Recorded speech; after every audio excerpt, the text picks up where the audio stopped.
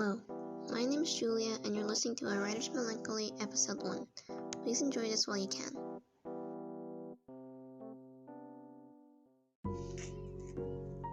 In this episode, we're going to talk about names, more specifically, titles for stories. Now, when I mean stories, I mean stuff like literature, shows, comics, and manga, all that jazz. Instead of just describing the simpler types, like if they're long or short or what color it is, I'll just talk about the more descriptive types. First, let's talk about titles for books, shows, and anything that includes writing. Actually, I'm the only one talking about this stuff. Titles can be hard to come up with.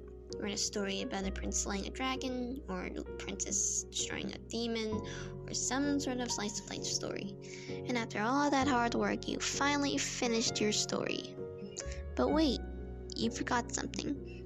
Oh right, you stupid dummy. You forgot to add a title. So, what are you gonna call your book, or show, or whatever you wrote? Well, if it's about a person, you could just put their name on it. But that's too simplistic, isn't it? And if you're just gonna write more books, what title would you pick? Jury 2, Terry 3, James Bond 7? I mean, you can, but I'd be disappointed in myself if I just gave my book a name like that. Maybe you can also add what's going to happen, or what else is important in your story. Titles such as Percy Jackson and the Olympians, the Lightning Thief, or Captain Underpants and the Attack of the Talking Toilets. Okay, that last one might sound stupid to you, but at least it's somewhat interesting name. Besides, it's a kid's book. Don't judge it.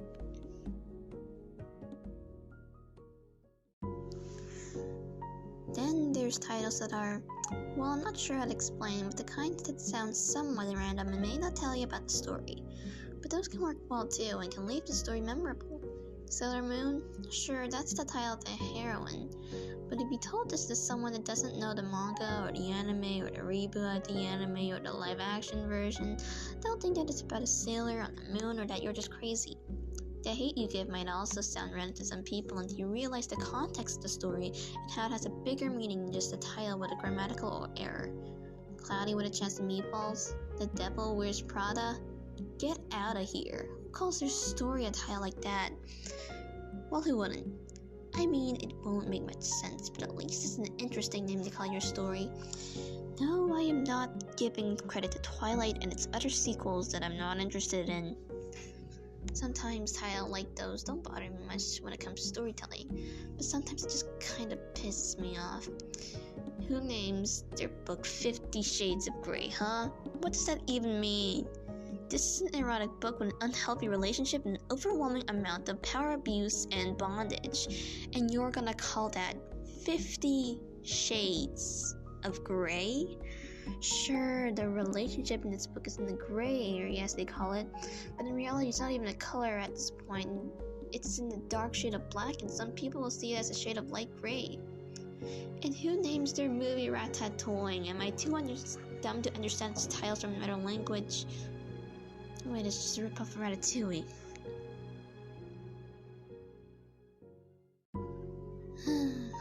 Anyways, sorry for the rant.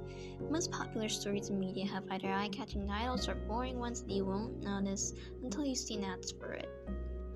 Harry Potter titles are too interesting to not ignore, and they have quite the fan base. Their creator isn't the greatest person, so pretend that Daniel Radcliffe wrote it, okay?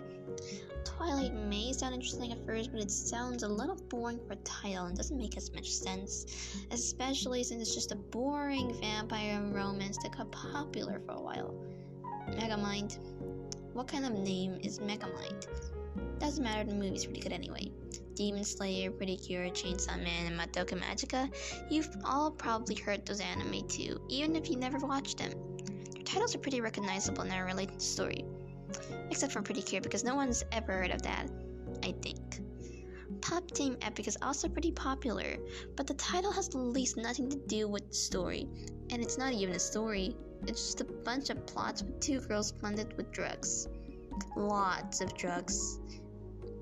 In the end, whether short or long, sad or sweet, comprehensible and abnormal, I guess you can pick whatever you want. And even if some stories have good or bad titles, it's not gonna make up all of it.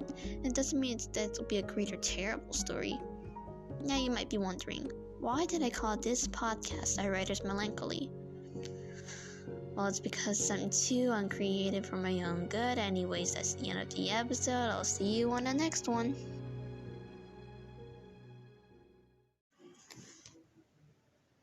God, this is the worst recordings I've ever done.